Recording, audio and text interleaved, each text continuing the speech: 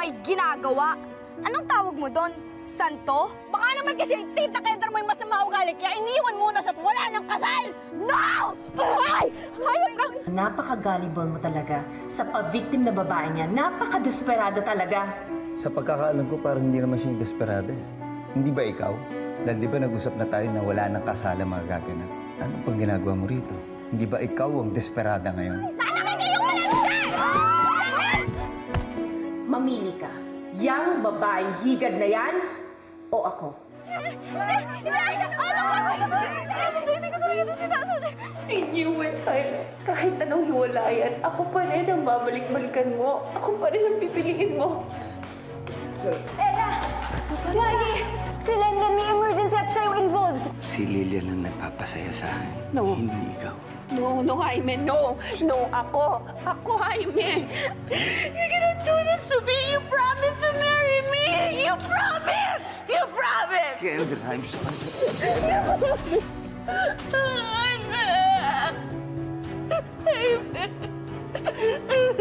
Alam mo, ikaw? Di ka talaga titigil no, hanggat walang nasasaktan? Anong ginawa mo sa kapatid namin? Alam mo, Mama, kasalanan ko rin to. Hindi ko akalain na ganun ka-persistent si Lilian. I became so complacent. Kasalanan ko to dahil nagpakatanga ako. Pinukwento ko kasi kila ko na nandito ang nanay niyo. Sira ulo ko pala eh. Hindi ganun nanay namin. Ano yun na? Tulong! Tulong!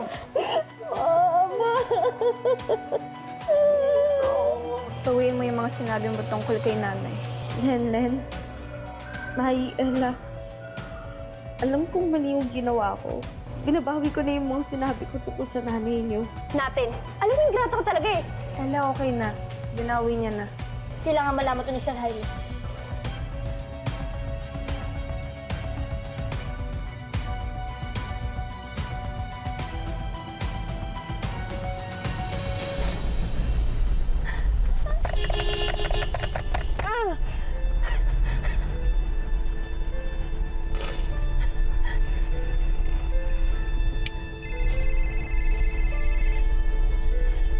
Hello? I need your help, Tita Kendra. Umiiyak ka ba? Ako din eh. Papunta na doon. Paiyak na rin ako. Oh, what's up? Naaksidente si Lenlen nang dahil sa akin. Brianna, isn't that supposed to be a good news? Ang daming nakakita. Ang daming witness. Wala akong kawala. She almost died. Brianna, gawa mo ng paraan. Sige na, okay? Kaya mo na yan. Ikaw nang bahala muna. At marami ako iniisip ngayon. So ano? Iiwan mo lang ako ngayon? Nakot ako kay Papa at Mamita? Sige na, i-update mo ko. Hindi kita matutulungan ngayon. I'm sorry. Ang dami kong iniisip kung alam mo lang. Sige na, bye-bye. Update me.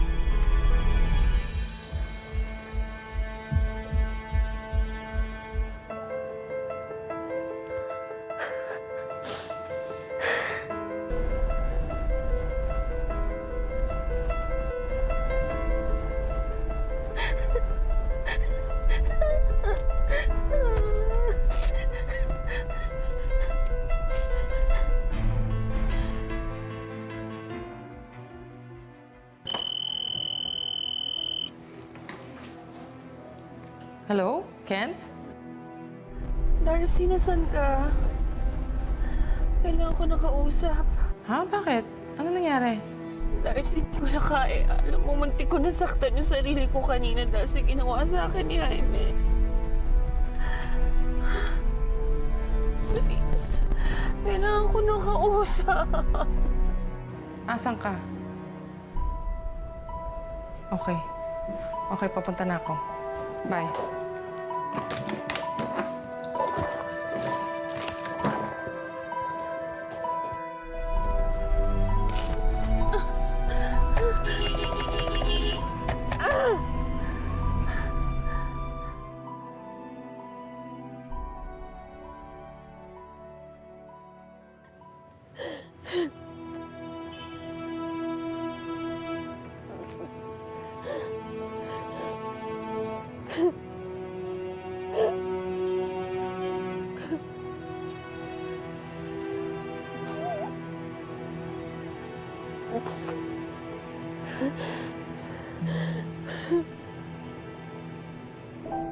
kasal lang natin na udlot. Pero ang relasyon natin, tuloy pa din. Magmamarcha na lang tayo sa simbahan. And it's official. Mamili ka. Yang babaeng higad na yan o ako?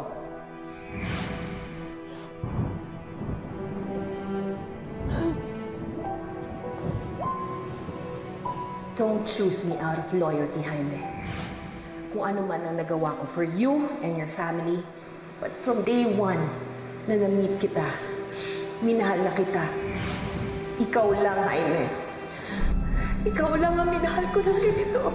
And if that's going to make you happy na hindi akong pipiliin mo, magiging masaya rin ako.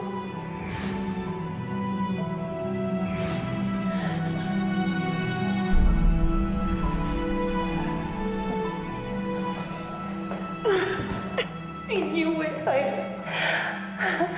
Kahit anong hiwalayan, ako pa rin ang babalik-balikan mo. Ako pa rin ang pipiliin mo, Jaime. I knew it.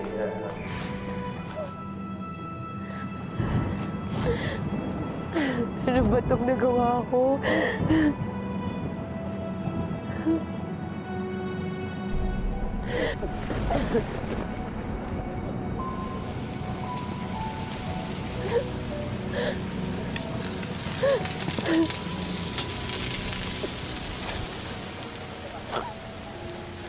Mr. Tan, maraming salamat ha. Umatin na ako sa birthday party ninyo. Isipin nyo, dami ko na nawin regalo. Isang endorsement nyo lang, 10 meeting na agad na close ko. Maraming salamat po ulit. Sige po, Mr. Tan.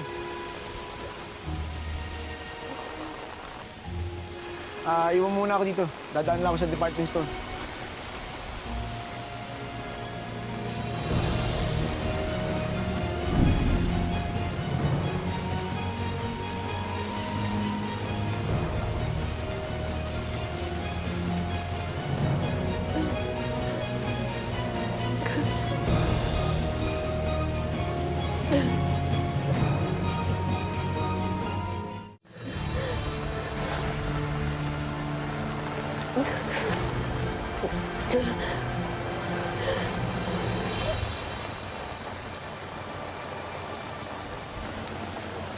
Lilian.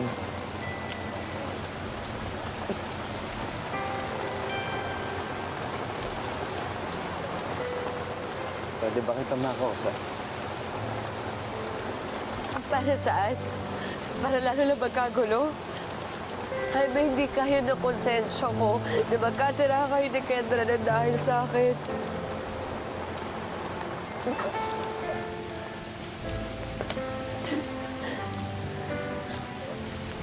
Kaya ba bigla ka na lang umalis?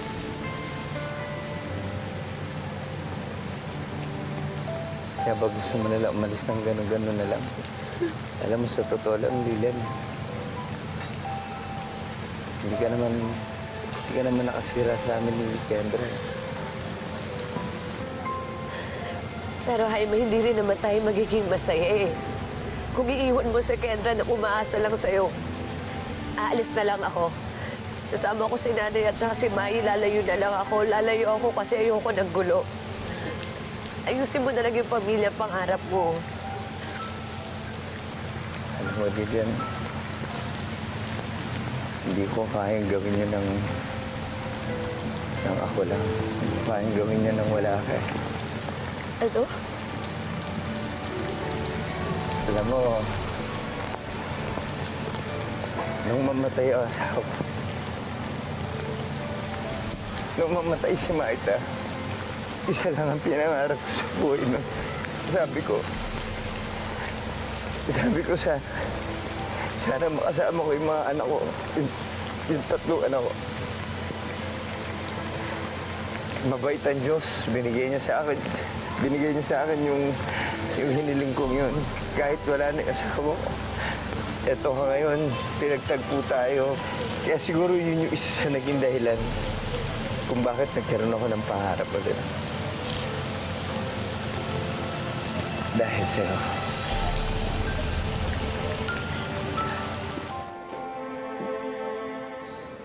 sa kaisa-isang lalaking minahal.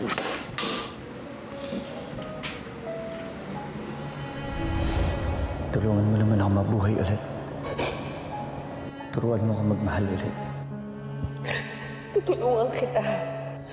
I will love you. I will love you forever.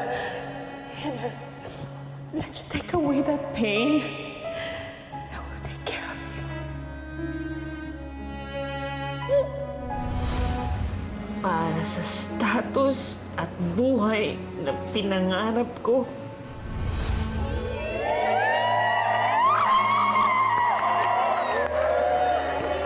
Let's start this family.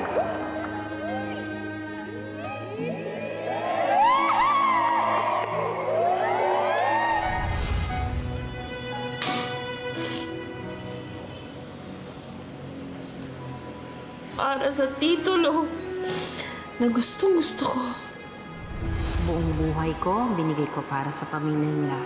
Pero who knows, kung balang araw, sa next press ko nila, they'll announce that I am the new lady of House Claveria.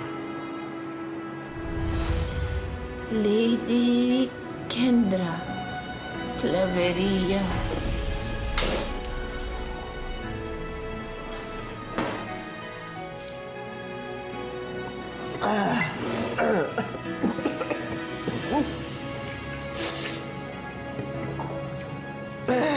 Kaapat na bote ka na. Kaya mo pa ba?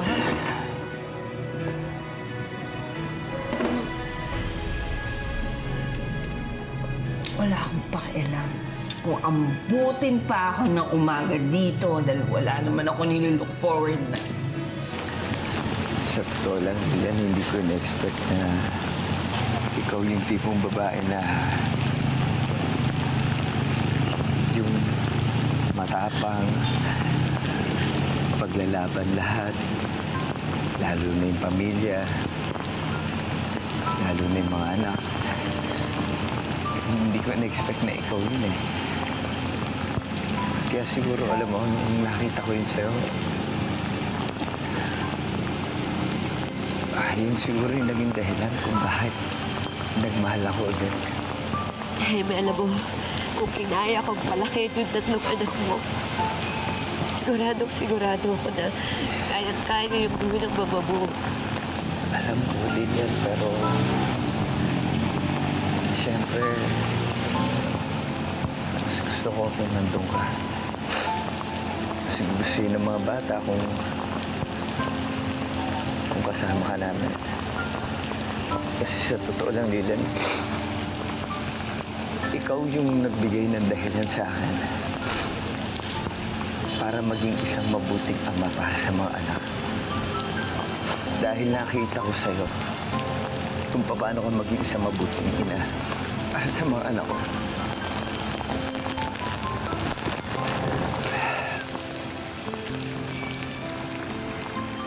Lilan,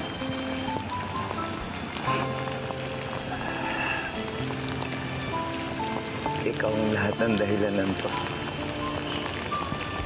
Kasi mahal kita.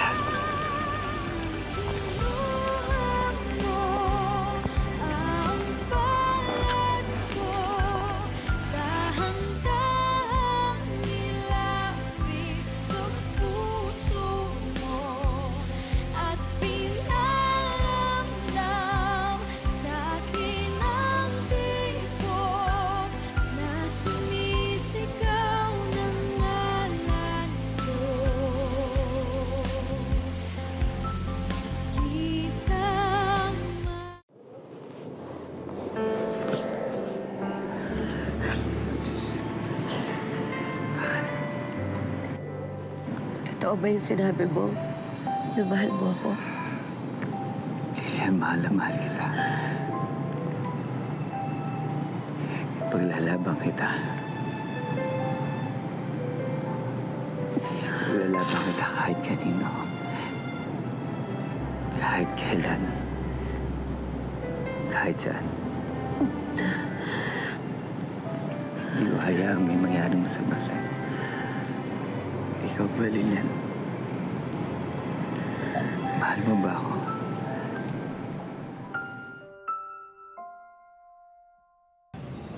Ayoko na sa kamay ko, Darcy. Pamilya, pera, titulo, si Jaime. Pero nadulas pa sa kamay ko. Naagaw pa ako ng bullshit na ahas na babaeng yan. I so hate her. I hate her. Kenz, hayaan mo na. Marami pang ibang lalaki dyan. May makikita ka pang iba. At saka yung mga Claveria, isa lang yan sa mayaman sa Pilipinas. Alam mo, ang ganda-ganda mo. Ang daming magkakandara pa sa'yo. Pero hindi yan ang gusto ko. Hindi yan ang magpapasaya sa akin. Eh ano nga, gusto pa status-status, pangalan, pa-Jaime ka pa kanina. Mahal, matagal na nung naramdaman kong magmahal. Nagmahal ako noon, pero hindi rin kami nagtagal. Akala ko nga, yun na yung una tuloy ako magmamahal. Pero bumalik ulit yung pakiramdam na nagmamahal ako. Nung binagbuntis ko yung 3 anak niya ni Mama Ita. Ang saya-saya ko. Nasa tiyan ko pa lang sila. Excited ako na makita sila. Na alagaan sila. Na ibalik sila sa inyo. Napakaswerte nila sa'yo, no? Sulit lahat ng pagsubok na pinagdaanan namin. Dahil may tatay silang mapagmahal, mabait, at gagawin ang lahat para maging ligtas sila.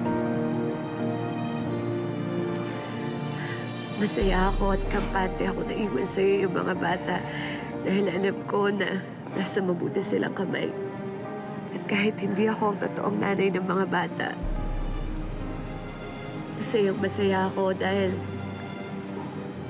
may 3 dalaging ninas nagsasabing mahal na mahal nila ang nanay Lilian nila. At ngayon, may isang nagsabing mahal ako.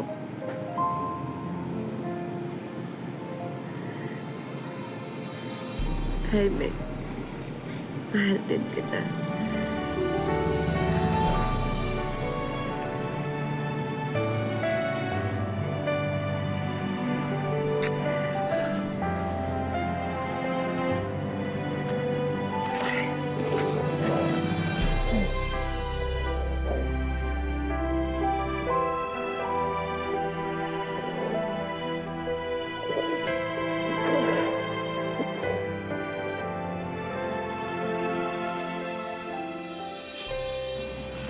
Gagantihan ko yung pusit na babae niya.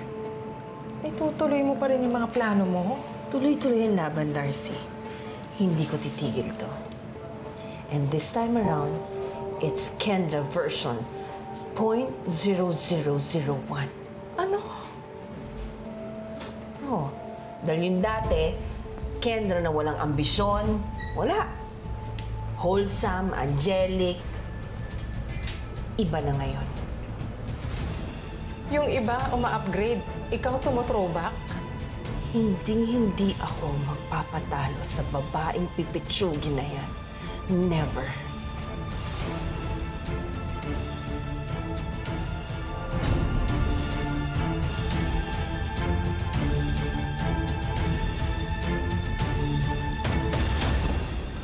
Good evening po, Sir Jaime, Ma'am Lilian. Pwede kaming pakikuha ng towel, Juday, please. Sige po, sir. So, Lilian, how do you want to celebrate? Po, Oh, you must be the happiest woman today. You should throw a party. Gusto mo sa isang hotel or sa isang beach resort? Ma, please. How about this? Magpa-press conference tayo para i-announce na hindi na tuloy ang kasal ng anak ko kay Kendra dahil sa'yo. And then, you give a little speech on the secret of your success. How to get rich by squeezing yourself into a very rich family by being a surrogate mother. Ma! Para kay Kendra yan and for manipulating my son! Ma, wala kayong karapatang saktan si Lilian. I can't believe maniniwala kayo kay Kendra. Bakit hindi pa totoo? Inurong mo ang kasal dahil pinagpalit mo si Kendra para sa babaeng yan! Oo, inaamin ko, hindi ko didina yun. Pero para paniwalaan niyo si Kendra na inapi, iniwan. Ma, kung alam mo na kung ilang beses nagsinungaling sa akin si Kendra, tapos paniniwalaan niyo lang nung ganun, ma, hindi ko kaya makapangasawa na sinungaling. That's so! Lillian is the exception to the rule. Not only is she a liar, pabaya pa siyang ina. And do you want me to count how many good maternal skills she has? Oh, isipin niyo na kung anong gusto niyo isipin. Sabihin niyo kung anong gusto niyo sabihin kay Lilian. Pero gusto ko ipaalam sa inyo, Mama, na I love her and you don't have to approve it. Dahil paninindigan ko siya kahit kapalit na kayamanan ng pamilyang to. Sir Jaime! Lady Prima, excuse me po. Tumawag po yung principal ng Northshire. Bakit daw? Si Lenlen daw po na-aksidente.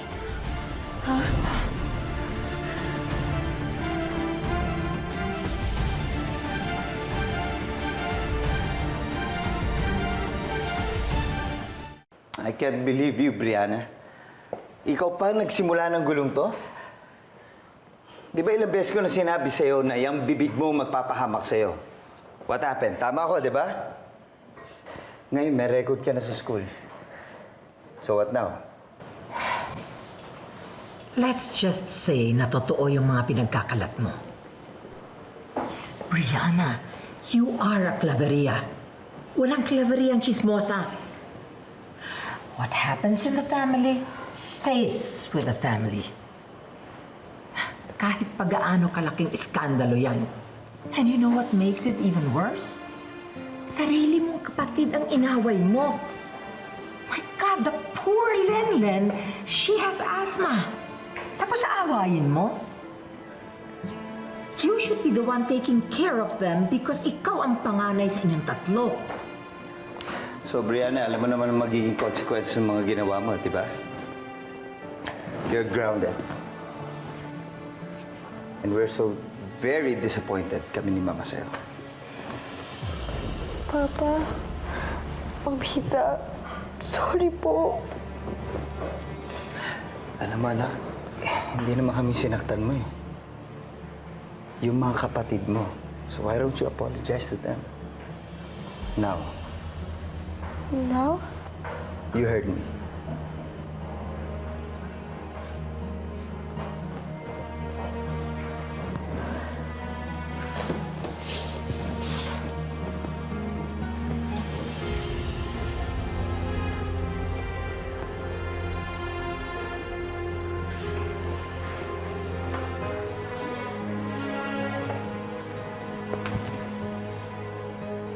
Now.